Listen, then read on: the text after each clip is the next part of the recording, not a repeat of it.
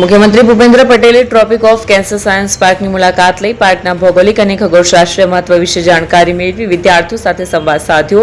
ઉલ્લેખનીય છે કે ગુજરાત સરકારના વિજ્ઞાન અને ટેકનોલોજી વિભાગના નેજા હેઠળ કાર્યરત Gujarat council on science and ટેકનોલોજીએ કર્કવૃતના વૈજ્ઞાનિક મહત્વ વિશે જાગૃતિ અને સમજણ લાવવા અને વિદ્યાર્થીઓ, શિક્ષકો, સંશોધકો અને સામાન્ય નાગરિકો માટે તેને એક મહત્વપૂર્ણ શૈક્ષણિક અને સંશોધન બિંદુ તરીકે વિકસાવવાના ઉદ્દેશ સાથે tropic of cancer science park વિકસાવ્યો છે. ₹8 કરોડના ખર્ચે 5,930 ચોરસ મીટરના વિસ્તારમાં tropic of cancer science park વિકસાવવામાં આવ્યો છે. ગુજકોસ્ટ દ્વારા તમામ શાળાઓ, કોલેજો અને યુનિવર્સિટીના વિદ્યાર્થીઓને ટ્રોપિક ઓફ સાયન્સ પાર્કની મુલાકાત લેવા આમંત્રણ છે. સાયન્સ પાર્ક આવતીકાલથી સવારે 9 કલાકથી સાંજે 6 કલાક સુધી ખુલ્લો રહેશે. આ તકે ટ્રોપિક ઓફ કેન્સર સાયન્સ પાર્કના પ્રાંગણમાં મુખ્યમંત્રી સહિતના મહાનુભાવોએ એક પેડ માં કે નામ અભિયાન અંતર્ગત વૃક્ષારોપણ પણ કર્યું.